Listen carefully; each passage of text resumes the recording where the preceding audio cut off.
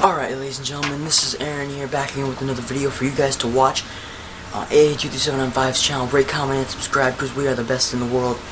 And right now, I have a very good couple of subjects that I need to get to right now. So, since we're on a kind of a short time span, let's get on to it, shall we? Take a little drink of my Gatorade.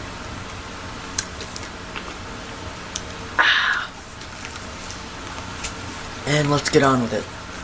Alright, first I want to talk about the WWE mid-card situation. And does the WWE need a Cruiserweight title again? Let's think about this. Around the time of 2004, 2005, WWE had a good standing mid-card situation. They had a good couple mid-carders. They had a lot of good Cruiserweights, including Spike Dudley, Funaki, Rey Mysterio, Billy Kidman, and Paul London, and Brian Kendrick. So those are the guys that I can name off the top of my head right now. The WWE has a lot of mid-carders that they're not really using a lot that could be Cruiserweight division in their own, because I have a lot of guys on here from the WWE roster that have the potential to be Cruiserweights. Let's start off the list. Daniel Bryan could be an easy Cruiserweight. Evan Bourne could get that push to be a Cruiserweight champion, no problem. Heath Slater could get another push. He could be Cruiserweight champion. The Usos, I don't know what the weight limit is of the WWE Cruiserweight division, but I feel like, you know, if they break them up, they could be contenders for a Cruiserweight championship if the WWE ever decides to put up a Cruiserweight division again. Johnny Curtis, Justin Gabriel, Kofi Kingston, Primo, Kurt Hawkins, Zack Ryder, Trent Beretta, Tyson Kidd, and Yoshitatsu. And those are all the guys that I think could be Cruiserweights. The reason I didn't want to put, guys like John Morrison and Cody Rhodes and Dolph Ziggler in there is because those guys have already proven themselves, and they're getting more of a push than these guys are. I mean, Daniel Bryan, yeah, he is. Daniel Bryan is the Money in the Bank winner, but that's about it. After all of these guys, Kofi Kingston has been Intercontinental Champion here and there a few times. But Daniel Bryan and Kofi Kingston pretty much are the only guys on here that I see like holding real big singles titles. That's those two guys. Just about it are the two guys on here that have held singles titles, major singles titles, either the United States or the Intercontinental title.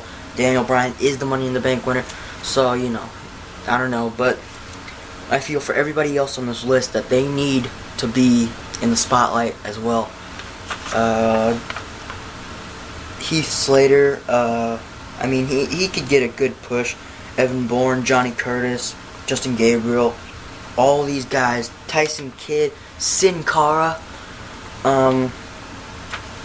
So, yeah, the WWE, I think, does need a Cruiserweight division, and they need a Cruiserweight title back, because they have all these young guys, but they're not doing anything with them. Give them a title of their own. Make it the Cruiserweight title.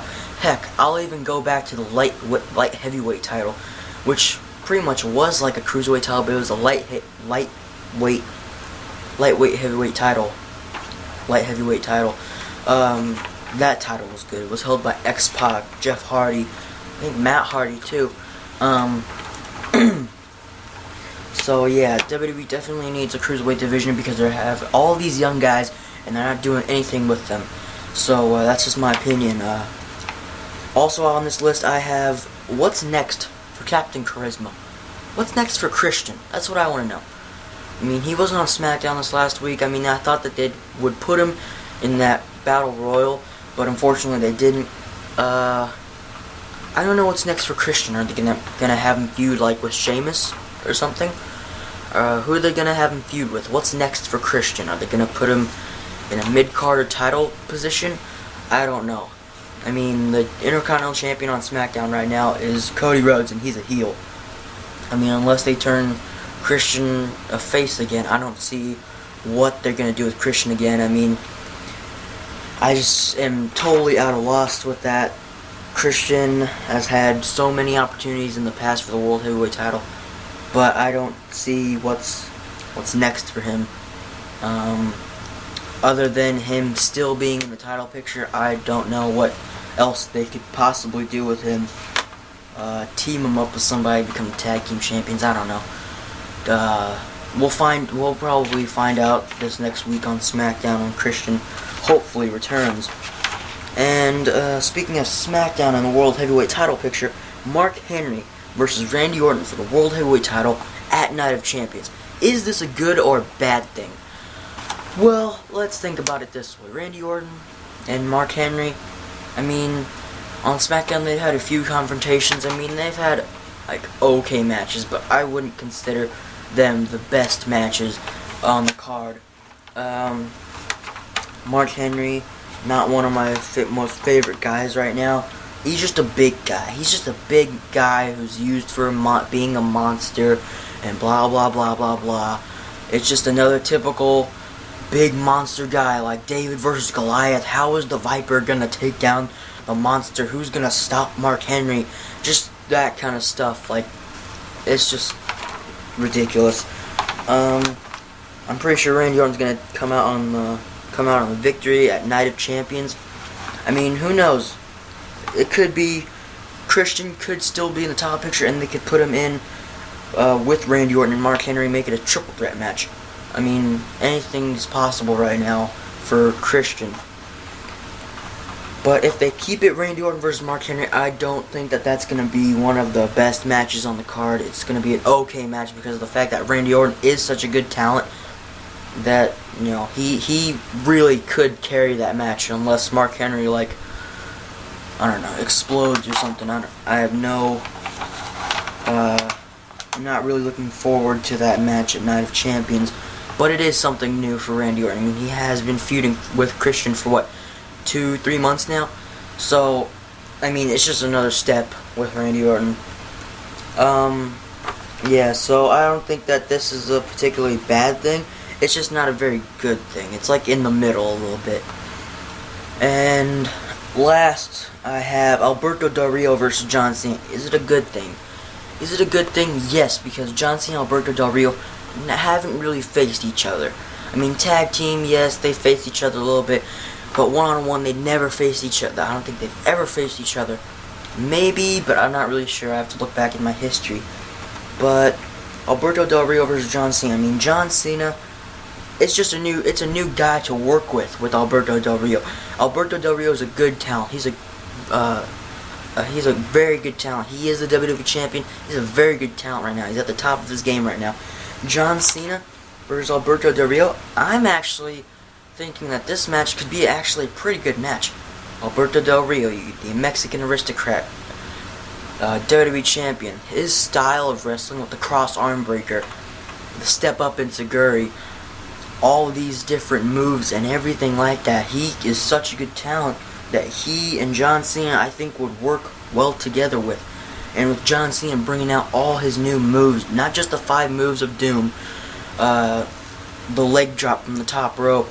He has been doing the drop kick lately. I mean, John Cena's bringing out all the stops here. He actually is bringing in some new moves, not just the 5 moves of doom, which I know everybody hates. The 5-knuckle shuffle, the STF, attitude adjustment. You know, he's bringing out all the stops, and I think that these two could work well together.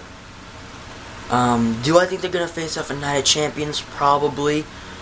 But what I'm concerned with is what's going to happen with CM Punk. What's going to happen? He's going to be feuding with Triple H and like Kevin Nash. Is the Clique going to be returning? Are they going to make a return? Is X-Pac back with the Clique? Is Kevin Nash back full time? That's what I want to know. Is Kevin Nash actually going to return to the ring? I'm kind of 50-50 on this because I don't really know. Triple H, I'm 50-50 with that too. I mean, it's a good storyline. I'm enjoying it. It's a very good storyline about, like, who's telling the truth. My thing is, I think Stephanie McMahon might have, you know, stole Triple H's phone and texted Kevin Nash to do that because Stephanie McMahon does not like CM Punk. And So that's like my kind of view on things. Like, Stephanie McMahon could have done that, you know, stolen Triple H's phone and texted Kevin Nash to attack CM Punk right after the match. But, yeah, so I think that's pretty much it. Yeah, the mid-card situation, the WWE, I think definitely needs a Cruiserweight title back. I really don't know what's next for Christian. We have to find out next week on SmackDown. Alberto Del Rio versus John Cena is a good match. I'm actually looking forward to it at Night of Champions, because I'm pretty sure they are going to put John Cena against Alberto Del Rio after what happened on Raw. They're going to put those two together at Night of Champions. Who I think is going to end up winning that match? Probably Alberto Del Rio, because I don't think they're going to give John Cena the title right away. I think they trust Alberto Del Rio more than they trusted Christian. I mean, so yeah, that's pretty much my look on things. Randy Orton versus Mark Henry. It's not a particularly good match that I'm looking forward to, but it's also not a bad match. It's not a 0. It's more like a 4. It's not a 10. It's a 4. It's not a 0. It's a 4. The only reason I give it a 4, 3 points to that match because of Randy Orton, how such a good talent he is. 1 extra point because, you know, Mark Henry and Randy Orton, they could actually work well together, maybe, but, you know, I have high doubts for that. So, yeah, I think that's pretty much it for this, and I'm Aaron, AA23795. Rate, comment, and subscribe, because we are the best in the world at what we do, and, yeah, that's pretty much it. So, yeah, I'll catch you guys later. Peace.